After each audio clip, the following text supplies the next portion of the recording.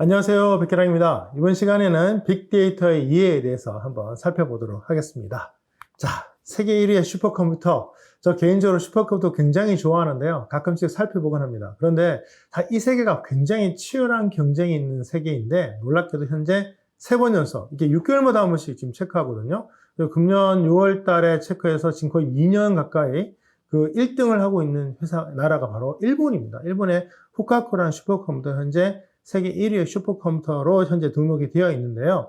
어마어마한 성능을 갖고 있습니다. 이전에 있던 슈퍼컴퓨터가 따라오기 힘들 만큼의 능력인데 일본은 실은 10년 전에도 슈퍼컴퓨터를 또 1등을 했던 나라예요. 10년 동안 이제 소사이티 5.0이라는 일본식 스타일의 4차 산업혁명 사회를 준비를 하는 과정에서 슈퍼컴퓨터 역할이 굉장히 크다는 판단하에 굉장히 막대한 투자를 해서 슈퍼컴퓨터를 개발을 한 건데요.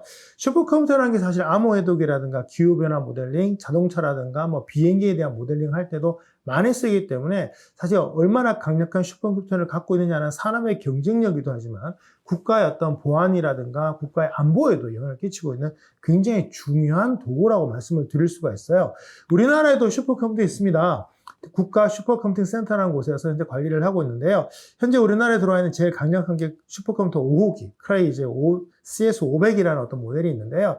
현재 기상청에서 이 기능을 제일 많이 쓴다고 합니다. 그래서 우리나라에서는 슈퍼컴퓨터 1호를 제일 강력한 어디에 많이 쓰냐고 묻는다면 기상 관련된 예측을 할 때 제일 많이 쓴다고 보시면 될 것 같고요. 뭐 미국이나 중국 정도 되면은 국방 관련된 분야, 특히 미국 같은 경우는 모의 핵실험이라든가 이런 부분에서 슈퍼컴퓨터를 많이 쓴다고 알려져 있습니다. 그런 걸 본다면 각 나라마다 슈퍼컴퓨터는 어떻게 보면 굉장히 중요한 역할을 하는 분야에 쓰고 있는 것이라고 생각을 할 수가 있는데요.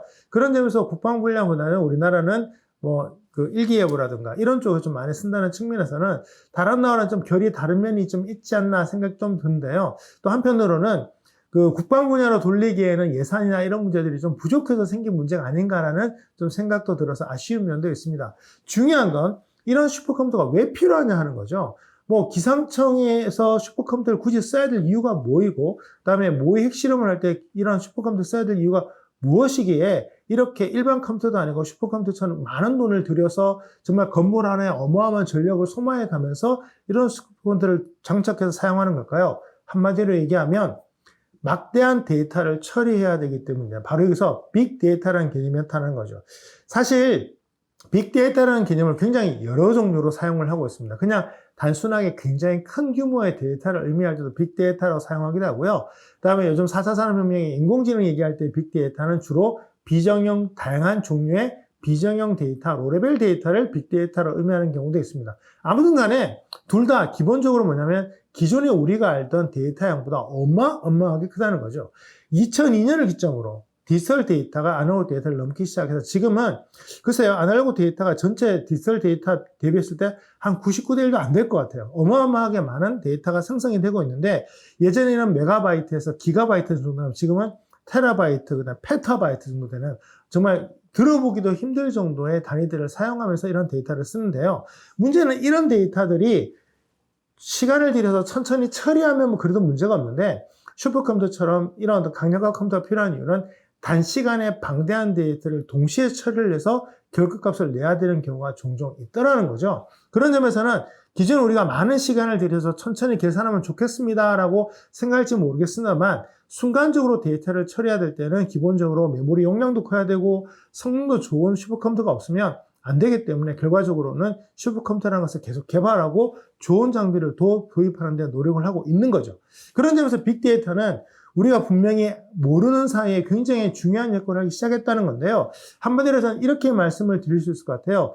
빅데이터의 가장 큰 가치는 뭘까? 기존에 알지 못했던 정보들을 알 수 있는 기회를 준다는 겁니다. 일단 데이터가 많다는 것은요, 뭘 하더라도 참고할 게 많다는 거죠. 예를 들면 이렇게 한번 설명을 해볼게요. 여러분들이 지금 빅데이터를 공부하시는데 책이 한 권만 있는 경우와 10권쯤 있는 경우 어느 쪽이 공부하기 좀 더 편하실 것 같으세요?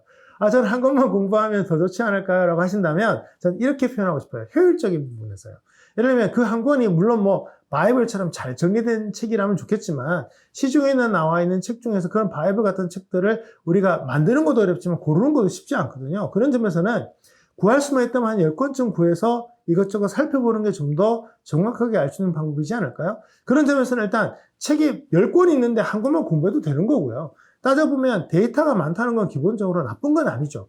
그것을 구매하고 저장하고 수집하는 데만 성공한다면 문제는 없을 거라 생각을 합니다. 그런데 빅데이터의 이제 두 번째 의미, 즉 우리가 인공지능 같은 걸 얘기할 때 빅데이터는 비정형의 다양한 종류의 로우레벨 데이터라고 불러요. 그럼 비정형 데이터가 뭐냐? 로우레벨 데이터가 뭐냐? 쉽게 얘기하면 데이터만 봐서는요, 이게 뭐에 대한 데이터인지 모르는 거예요. 그래서 비정형 데이터라고 하고 형태가 여러 형태로 되어 있기 때문에 하나의 데이터베이스에 집어넣기도 애매한 데이터를 바로 비정형 빅데이터라고 부릅니다. 그래서 빅데이터를 다룰 때 되면 기존에 우리가 이제 데이터베이스 매니지먼트 소프트웨어나 시스템을 적용을 하기가 굉장히 힘들어져요. 왜냐하면 DBMS 시스템은 정형 데이터를 다룰 때 많이 쓰기 때문에 비정형 데이터를 다루려면 거기에 맞는 툴이 필요했는데 오랜 기간 동안 없다가 아파치 재단의 하둡 프로젝트가 성공을 하면서 하둡이라는 툴을 통해서 이제 비정형 데이터를 관리하기 시작을 하면서 정형 데이터 수준은 아니지만 비정형 데이터도 바로 데이터베이스로 관리할 수 있는 상황이 벌어졌고 인공지능이 등장하고 머신러닝이 등장하면서 이 빅데이터가 여러 가지 용도로 쓰여지게 되는 거죠. 그런 점에서 빅데이터는 분명히 이전에 주지 못했던 많은 효과들을 준다는 측면인데요. 이런 데이터를 볼 때 우리 몇 가지 가치 기준을 가질 수가 있어요. 첫째로는 세 가지 기본적인 가치인데요. 데이터가 큰 게 좋아요. 두 번째, 빅데이터는 다양한 게 좋아요. 왜냐하면 일기예보를 할 때도요. 온도 데이터만 있는 것보다는 온도랑 습도 데이터가 같이 있는 게 어떤 날씨 예측에 좋은 거나 마찬가지입니다. 물론 이제 데이터가 떨어져 있으면 두 개를 동시에 관리하는 게 어렵긴 합니다만 일단 두 개의 종류가 명확하게 규정되고 관리하는 데 성공만 한다면 다양한 종류의 데이터는 좋은 결과값을 끄집어내는데 굉장히 도움되고요. 세 번째는 데이터가 빨라야죠. 처리도 빨라야 되고 수집도 빨라야 되기 때문에 기본적으로 이런 세 가지 특징에 최근에는 그 데이터가 무엇을 담고 있느냐, 어떻게 처리되어 있냐. 예를 들면 뭐 라벨링이 안 된 데이터보다는 라벨링이 되어 있는 데이터가 훨씬 가치가 있는 것과 마찬가지겠죠. 그리고 데이터 정확해야 됩니다. 안에 데이터에 오류가 생기면요, 그 오류를 제거하는데 시간이 너무 많이 들기 때문에 에러가 많이 나요. 뭐 그런 점에서 한번 이렇게 설명을 해볼게요. 100개 중에 에러가 하나만 있다. 뭐 나쁘지 않나요? 문제는 그 100개가 1%의 에러가요, 100만 개쯤 있으면 에러가 몇 개예요? 10,000개예요. 그럼 이 10,000개의 에러를 잡아내기 위해서 걸리는 시간은 정말 많겠죠. 이 데이터가 주기적으로 발생하는 게 아니라 비주기적으로 발생을 한다면 계속 들여다봐서 그 데이터를 찾아내서 처리를 해야 되니까 얼마나 힘들겠습니까? 이런 것들을 생각을 해보면 데이터의 정확성도 데이터의 가치를 평가하는데 굉장히 중요한 역할을 한다는 말씀을 드릴 수가 있겠습니다. 이런 데이터에 대한 아주 중요성이 등장을 하면서 우리 이 데이터들을 어떻게 하면 잘 다룰 거냐? 데이터 분석, 데이터 애널리스트라는 어떤 개념에서 이제 이 데이터를 보기 시작을 하는데요. 이때 중요한 게 한 4가지 분석 유형 기법이 있어요. 통계, 예측, 인지, 자동화의 의사결정 이렇게 볼 수 있는데요. 우리가 보통 이제 데이터 공부하면서 수학을 많이 해야 된다 예상을 할 때 제일 많이 얘기하는 게 여기 통계 분석 때문에 어려움들을 많이 하는데요. 실제로 데이터 분석에서 통계학은 굉장히 중요한 항목이긴 한데요. 다행스러우면은 요즘 툴이 너무 좋아서요.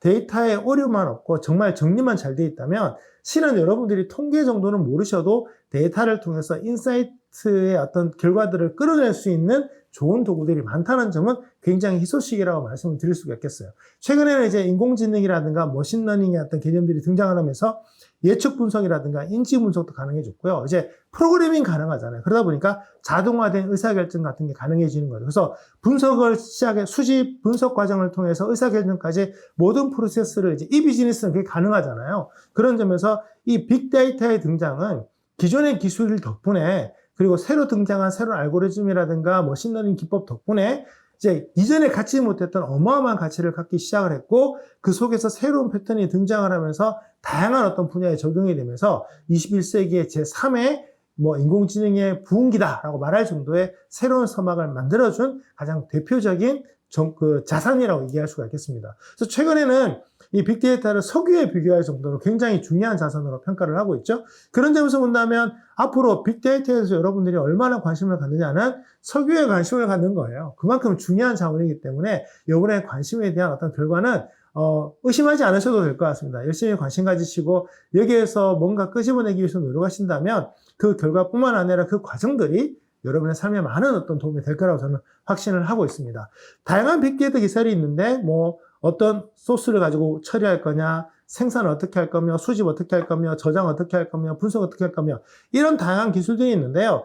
과거에 우리가 이제 DBMS, 특히 RDBMS 체계와는 조금 다른 도구들이 많아요. 아무래도 빅데이터 같은 경우는 규모만 크다는 걸 의미할 때가 아니라 비정형 데이터라든가 로레벨 데이터도 들어가 있기 때문에 데이터를 다루는 기법이 좀 다르고요. 그 다음에 도구들도 달라지면서 새로운 도구들이 좀 많이 등장했다고 보시면 될 것 같습니다. 특히 4차 산업혁명 같은 거 이제 등장하면서 공장에 다양한 센서들이 부착이 되고 지금 자동차에도 센서가 수백 개 정도 부착이 되어 있거든요. 제 차만 하더라도 타이어 공기압만 하더라도 타이어 공기압 측정하려면 기본적으로 센서가 4개쯤 있어야 되지 않겠습니까? 그런 것들이 차 안에 수백 개가 장착되어 있기 때문에 차의 온갖 문제점들을 사전에 예측을 해서 경고문을 해주는 거죠. 이런 것들로 또 따져보면 센서 기술이 만들어낸 데이터의 분석을 통해서 우리가 얻는 결과물들이기 때문에 다양한 기술들이 결합이 되어서 빅데이터 기술을 형성하고 있다. 이렇게 이해하시면 될 것 같아요. 빅데이터 관련된 여러 가지 사업 기준들이 있는데요. 이제 수집만 전문적으로 하는 회사들이 있어요. 예를 들면 예전에 검색 엔진 전문 엔진을 만드는 우린 지금 네이버나 구글 같은 회사들만 생각을 하지만 산업용 검색 엔진들이 또 있습니다. 그런 것들을 유료 판매하는 회사들이 있고요. 그 다음에 스토리지라든가 분산 시스템에서는 데이터베이스와 연결돼서 오라클이라든가 MS, 그 다음에 EMC 같은 초대형 스토리지라든가 아주 고가의 스토리지를 파는 회사들도 있고요. 그 다음에 데이터베이스 판매를 통해서 오라클 같은 회사들 아주 유명하죠. 우리나라에도 이제 이런 SQL이라든가 그 데이터베이스 관련된 회사들이 늘고 있는데요. 데이터베이스가 기본적으로 은행권이라든가 핀테크 분야에서 굉장히 중요한 역할들을 하기 때문에 이런 빅데이터 관련된 부분에서도 데이터베이스 언어, 특히 SQL 언어들을 많이 사용하고 있다. 이렇게 이해하시면 될 것 같습니다. 빅데이터 분석하는 것도 중요한데요. 이 분야에서 인공지능의 활약이 굉장히 이제 많죠. 그래서 머신러닝 같은 개념들이 들어가 있고 이런 분석을 통해서 컨설팅하는 것들도 많이 사용하고 있고요. 그다음에 빅데이터 기반이 워낙 이제 대용량의 어떤 스토리지 같은 게 필요하기 때문에 일반 회사들은 만약 이걸 영원히 유지할 게 아니라면 사실 이게 낭비가 좀 심하거든요. 그런 측면에서는 클라우드 서비스를 통해서 좀 더 저렴하고 빠르고 유연하게 데이터 처리를 하는 측면에서 굉장히 많은 산업에 영향을 주고 있다고 말씀을 드릴 수가 있습니다. 빅데이터 시장 규모가 얼마냐 물으신다면 나라마다 기준마다 다 틀리기 때문에 정확하게 말할 수는 없지만 그래도 좀 좁혀서 말을 해보자면 쉽게 얘기해서 많이 늘고 있습니다. 2016년도에 미국 GDNet이 평가했을 때 2019년에 222조 원 정도의 규모로 성장을 할 것이다 얘기를 했는데요. 실제 2020년도에는 이 빅데이터 분석 시장만 하더라도 2,100억 달러. 어마어마한 시장이죠. 그 점에서 빅데이터에 대해서 제가 이제 그 가치에 대해서는 걱정하지 말라고 하는 이유가 너무나 빠른 속도로 커지고 있는 산업에서 온갖 직업과 산업이 생겨날 수밖에 없는 어떤 구조를 갖고 있기 때문에 여러분들은 빅데이터 규모에 대해서는 고민하실 필요가 없을 것 같아요. 오히려 어떤 분야가 빨리 성장하고 어떤 분야가 새롭게 등장하는 걸 잘 보셔서 거기에 적절한 타이밍에 여러분이 공부했던 것들을 가지고 들어가신다면 빅데이터 분야에서 많은 또 그 직업과 사업들을 만들어내실 것 같고요. 저는 기본적으로 이렇게 교육 측면으로서 보나 기업 측면에서 보나 인공지능보다는 빅데이터 관련된 여러 가지, 즉 데이터에 좀 더 국한된 치우쳐져 있는 어떤 작업들이 실제 활용도는 좀 더 높다고 판단을 하고 있어요. 그런 점에서는 무리하게 인공지능을 배우기보다는 데이터 처리 분야를 잘 배워서 현장에 적용하는 게 여러모로 좀 유익하지 않나 그런 생각을 해봅니다. 앞으로 빅데이터 관련된 많은 직업들이 등장을 할 건데요. 요즘 자격증 검색해보면 빅데이터 전문가 과정, 빅데이터 준 전문가 과정 해서 우리나라에서도 공인 자격증으로 활용을 하고 있는데 들어가 보시면 전문가 과정, 전문가 과정 차이는 크게 없습니다. 배우는 과목과 배우지 않는 과목 정도인데, 기본적으로 데이터베이스에 대한 학문들을 깔고 가셔야 된다는 점. 그리고 자격증에 너무 국한하시면 또 안 되는 게, 이 데이터에는 데이터 밸류라고 해서 데이터에 대한 전 감각이라고 표현하는데요. 이 데이터가 좋은지 안 좋은지를 판단해내는, 또 어떤 무언가를 알기 위해서 데이터의 어떤 부분을 봐야 되는지를 판단하는 그런 어떤 관점을 갖고 있는 사람들이 좀 필요해요. 그 사람들이 있어야 어떤 데이터를 어떻게 모아서 어떻게 저장할지를 결정하는 것이기 때문에 앞으로 인문 분야에서도 이런 데이터에 대한 감각들이 뛰어난 분들이 많이 나오는 이유가 그런 점에서 데이터 처리라는 게 코딩처럼 그런 영역만 있는 게 아니라 데이터 접근 전에 전략을 짜고 데이터에 대한 인사이트를 갖고 접근하는 사람들은 코딩 이전에 어떤 할 일이 굉장히 많거든요. 그런 점에서 본다면 다양한 분야의 역량들이 앞으로 빅데이터 분야의 접목이 되어서 다양한 직업들로 넘쳐날 것이라고 좀 보고 있습니다. 자, 빅데이터 기업은 어떤 기업이 있냐? 뭐 혹시 이 중에 모르는 회사 있나요?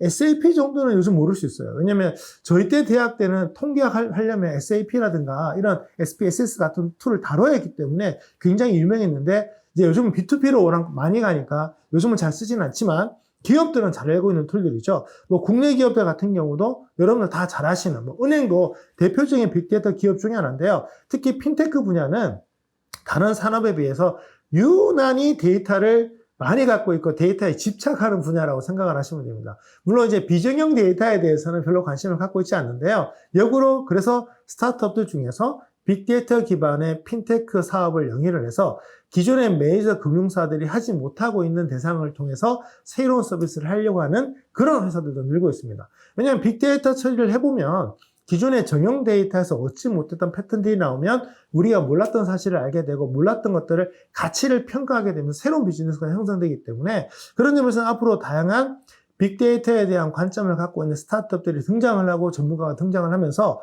정말 춘추전국 시대가 만들어지지 않을까라는 생각도 해보게 되는 게 이 분야의 어떤 특징이라고 말씀을 드릴 수가 있겠습니다.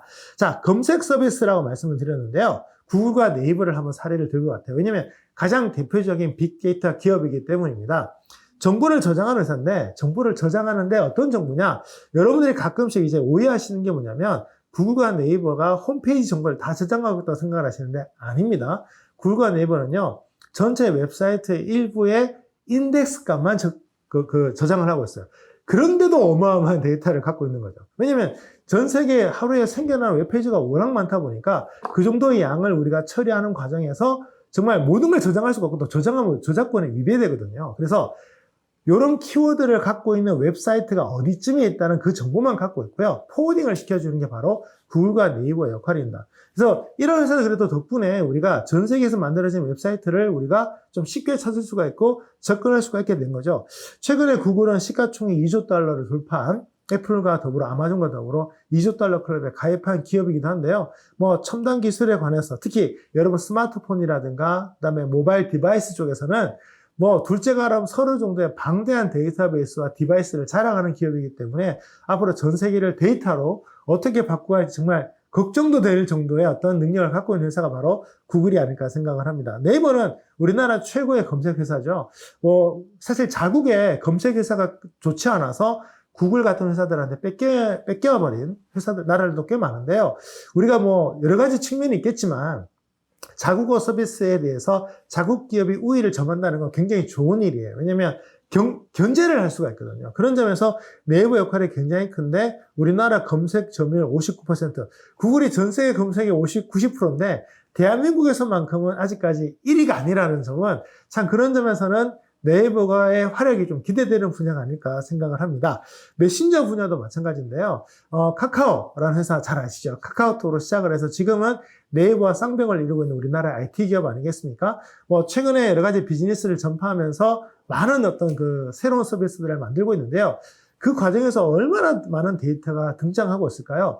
그래서 예전에 카카오톡을 통해서 문자, 텍스트만 전송하다가 이제는 어느 날 우리 이미지도 전송을 하게 되고 영상도 전송하게 되면서 이런 메신저를 통해서 어마어마한 실제로 여러분들 사내 메신저 쓸 때도 마찬가지일 것 같은데요. 개인적으로 메신저 써보시면 하나의 정보만 주고받지 않죠. 그 메신저가 허용할 수 있는 정보의 파일이 많아질수록 특히 예를 들면 메신저에 예를 들면 MS 워드 파일이 호환된다는 것은요. 텍스트로 보내지 않고 MS 워드 포맷을 보내도 그 코드를 인식을 한다는 거예요. 이런 호환성 가능한 포맷이 늘어난다는 것은 그만큼 메신저 내에 굉장히 다양한 형태의 데이터가 존재한다는 점을 또 기억하실 필요가 있습니다. 우리나라 현재 카카오톡이 현재 국내 1위 메신저인데요. 아시아권에서 1위는 중국을 제외하면 라인이 현재 많은 나라에서 1위를 또 하고 있습니다. 우리나라 기업으로는 굉장히 유망한 기업들이 이런 분야에서 선전하고 있다는 점에서는 굉장히 고무적인 일인데요. 앞으로 카카오톡과 라인이 많이 번창을 해서 대한민국뿐만 아니라 아시아 혹은 해외에 많은 어떤 분야에서 1등을 해주길 바라고 또 그 과정을 통해서 저희가 그런 카카오라든가 네이버 플랫폼을 통해서 많은 비즈니스를 전개할 수 있다면 좀 더 손쉽게 해외 비즈니스가 가능해지지 않을까라는 기대도 해보게 됩니다. 자, 저장 분야, 이제 기업에서 특히나 관심을 갖는 게 저장 분야인데요. 왜냐면 데이터를 우리가 사실 저장할 때 개인용 데이터 저장하지 않았다고 해서 큰 문제 없죠. 하지만 기업은 좀 달라요. 법적인 이유로도 그렇고 장기적으로 다양한 서비스를 분석하기 위해서도 잘 저장을 해야 되는데 제가 이제 디지털 정보를 저장한 게 벌써 10대 때부터니까 30년이 넘어갑니다. 근데 디지털 정보의 단점이 뭐냐면 의외로 아날로그보다 우리가 소중하게 관리를 하지 않아요. 그리고 이 중간에 한 10년에 한 번 정도 포팅을 하지 않으면요. 30년 전에 저장했던 그 매체를 지금 읽을 수가 없어요. 그러니까 그런 점에서는 30년에 제가 오디오 테이프 기반의 데이터베이스를 갖고 있다면 지금 리더기를 구할 수 없어서 그 테이프를 쓰지 못하거나 테이프가 늘어져서 못 읽는 상황이 벌어지는 거죠. 그런 점에서는 사실 서버나 스토리지는 기본적으로 굉장히 고가의 장비들이고 굉장히 유효기간이 명확한 장비들입니다. 그래서 이런 장비에 데이터를 넣어서 우리가 중요하게 생각하는 특히 금융 데이터, 거래 데이터는 정말 중요하잖아요. 왜냐면 뭐 물건이야 못 받으면 나중에 환불도 하지만 금융 데이터는 그 이체나든가 이런 데서 한번 문제가 생기면 분쟁이 생기기 때문에 굉장히 엄격하고 그다음에 그 오차율이 생겨나지 않아야 되거든요. 그런 점에서 굉장히 고가의 스토리지나 그다음에 데이터베이스 시스템이 장착되어 있는 것들이 기업들이 좀 많이 쓰고요. 최근에는 이제 좀 빌려 쓰는 개념의 호스팅이나 클라우드라는 개념이 늘고 있는데 현재 클라우드 분야의 아마존, 구글, MS 같은 회사들이 전 세계 이제 3대 클라우드 업체로서 거의 대부분 시장을 잠식하고 있는데 현재 우리나라에서도 네이버 클라우드 서비스를 통해서 국내 시장을 수성하기 위해서 노력을 하고 있는데요. 앞으로 어떻게 전개될지 모르겠는데 이런 다양한 서비스 덕분에 우리가 서버와 스토리지가 비싸다는 말씀 드렸잖아요. 그런 점에서는 많은 돈을 들이지 않아도 양질의 서비스를 할 수 있는 상황이 점점 열리고 있다는 점에서는 새로운 비즈니스를 준비하시거나 새로운 어떤 일을 준비하시는 입장에서 과거에 비해서 비용을 많이 절감할 수 있다는 점에서는 굉장히 유익한 일이 아닐까 생각을 합니다. 자, 데이터베이스를 수직 관리하는 분야에서 여러분이 한번 도전해 보실 만한 분야가 바로 크롤링 분야라고 생각을 하는데요. 크롤링은 말 그대로 프로그램을 사용해서 긁어낸다는 의미를 갖고 있죠. 그래서 웹사이트는 특정한 정보를 긁어내는 그런 것들을 갖고 있는데 조심하셔야 될 그 저작권 조심하셔야 됩니다. 이제 웹사이트에 보면은 본 사이트를 이제 가져가거나 인덱스하지 말라는 경고문이 있다면 하지 않는 게 안전합니다. 왜냐하면 엄격한 저작권법 위반일 수가 있기 때문에 그런 점만 조심하시면 될 것 같고요. 일단 내가 필요한 정보를 긁어 모아서 그 정보를 바탕으로 새로운 걸 하는, 예를 들면 지금 제가 뭐 크롤링 소프트웨어 쓰진 않는데 뭐 질병관리청에서 워낙 데이터를 잘 만들어 주셔서 매일 그 데이터 발표가 되잖아요. 그래서 그 질병관리청에서 나오는 코로나 데이터를 가지고 제가 데이터 분석을 해서 저 나름의 일주일에 한 2번 정도 데이터 분석한 결과를 제 블로그에 올리곤 하는데요. 그것도 일종의 크롤링 서비스에 들어간다고 생각을 합니다. 그래서 크롤링이라고 한다면 사람이 아닌 소프트웨어가 한다고 생각하시면 될 것 같고요. 이 과정에서 파이썬 같은 프로그래밍 언어가 굉장히 유명하게 이제 많이 쓰이고 있는데 데이터 분석 언어에서는요, 파이썬은 그냥 압도적 1위라고 생각을 하시면 될 것 같습니다.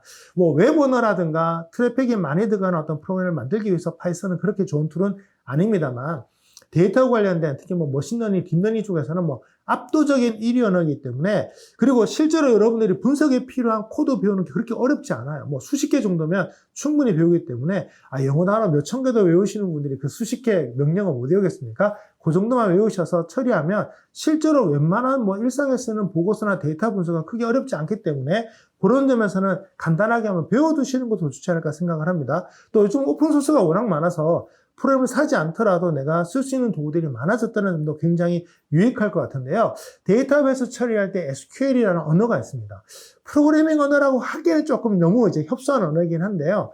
이제 데이터베이스 전용 언어라고 생각을 하시면 되는데 특히 관계형 데이터베이스에서 데이터와 데이터 간의 여러 가지 작업들을 좀 더 손쉽게 자동화시킬 수 있는 언어를 SQL 언어라고 부릅니다. 제가 뭐 여러분들 중에서 혹시 새로운 직업을 꿈꾸시는 분이 있다면, 특히 데이터베이스에 대해서 직업에 대한 관심이 있다면 저는 SQL 전문가도 한번 배워보시라고 말씀을 드리고 싶은데요. 왜냐면 SQL 문장이 기본적으로 파이썬에 비해서는 일단 코드가 일단 기본적으로 양이 적어요. 명령어가 적고요. 두 번째는 시험에 성공하면 메이저 은행 같은 데서 다 쓰기 때문에 뭐 올해 좀 평생 직장 같은 역할들을 좀 할 수 있다는 측면에서는 굉장히 좀 많이 써보시길 좀 권합니다. 아직은 인터페이스 측면에서 뭐 그래픽 유저 인터페이스가 많이 발전하지 않아서 텍스트 에디터를 많이 쓰고 있긴 합니다만 그래도 뭐 명령어 차이는 크게 차이가 없기 때문에 여러분들이 좀 공부를 많이 해보신다면 그런 쪽에서도 좋은 어떤 직업적 기회, 사업적 기회를 누리지 않을까 생각을 해봅니다. 자, 이제 공공 데이터 말씀을 드리겠는데요. 빅데이터에 대해서 많은 분들이 고민 가질 때마다 저한테 묻는 게 있습니다. 저는 빅데이터가 없는데 어떻게 해야 돼요?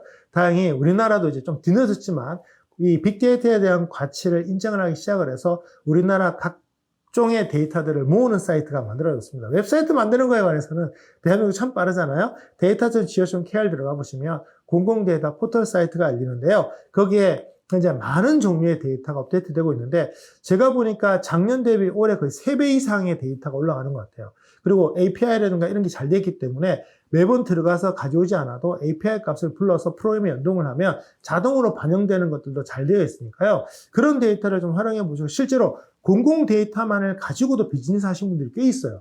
그런 점에서는 공공 데이터니까 누구나 보니까라고 생각하지 마시고 앞서 말씀드렸죠. 데이터를 보는 안목이 굉장히 중요해요. 당신도 갖고 있고 나도 갖고 있으니까 우리 둘 다 아이디어를 내냐? 아니라는 거죠. 그런 점에서 같은 책을 봐도 아이디어 내는 게 다르듯이 같은 데이터를 보더라도 내는 아이디어가 달라집니다. 그런 점에서는 여러분이 왜 빅데이터에 대해서 좀 더 고찰을 좀 많이 하셔야 될까 생각한다면 이런 공공 데이터만으로도 비즈니스 할 수 있는데 누구는 그 비즈니스기를 못 본다는 거죠. 그런 점에서는 이런 데이터에 대한 감각들을 많이 키우셔서 앞으로 여러분이 하시는 많은 일과 그다음에 진로에 이런 것들을 좀 많이 활용해 보신다면 충분히 데이터를 통한 많은 어떤 인사이트를 얻을 것 같고 그런 점에서 공공 데이터가 굉장히 유용하다는 점을 분명히 인식하지 않을까 생각을 합니다.